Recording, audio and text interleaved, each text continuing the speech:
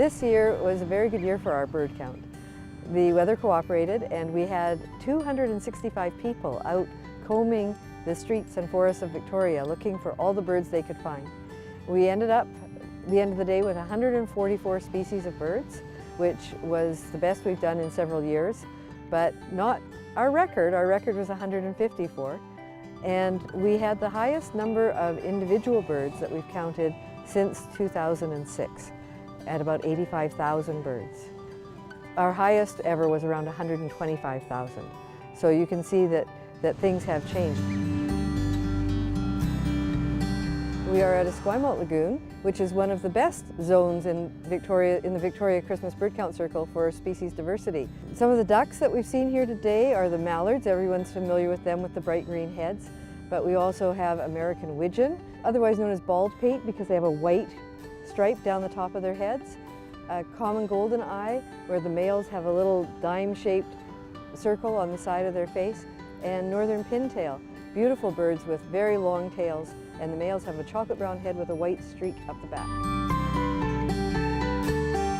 We had a number of birds break records this year. We had over 1,100 Anna's hummingbirds, and we had ducks that broke records. We had Canada geese that broke records, which some people won't be so happy about. Northern flickers, we had the highest number, and Steller's jays. Lots of birds broke records, and so you think, oh, that's really, really good. But then when I looked at the data and analyzed how many of our species had fewer than 25% of their highest number, 48 of the 144 species had fewer than 25% of the record high we'd recorded on a Christmas bird count.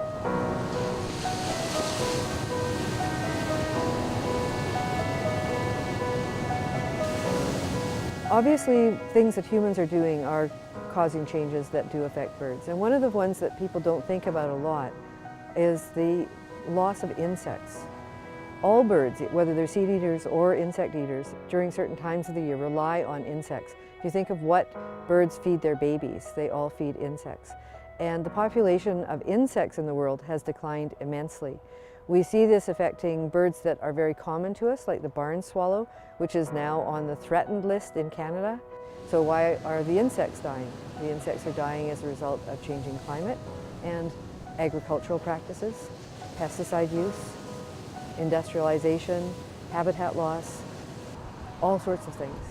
Birds have additional challenges with human intervention, if you like, by hitting our structures, our houses, our buildings, our telephone wires, and also our pets. Whether it's cats actually catching birds, dogs chasing them on beaches, harassing them, destroying nesting habitat.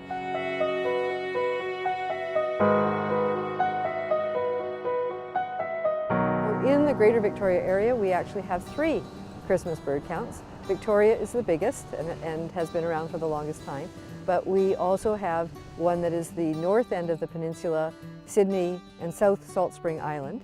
And this year they had about 112 species, so quite a bit fewer than Victoria. And then we have the Souk Christmas bird count, which extends from Machosen out to Souk.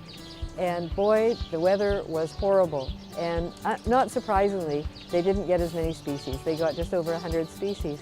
But one of the birds that showed up was right here, where we're standing at these feeders, was a Bullock's oriole, which is a very rare bird for the winter and even rare in the summer.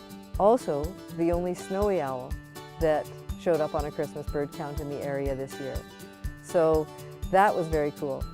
So if you are going to have feeders in your yard, what is recommended is that you keep your feeders really close to your windows, like within a meter of your windows, or more than 10 meters away is the recommended distance. I maintain that most of our rare birds are going to show up at somebody's feeder. So I'm really actively trying to encourage people who don't want to go out in the rain and maybe don't want to go and walk for hours to submit us a feeder report. And we have the capacity for that at a website I've set up, christmasbirdcount.ca.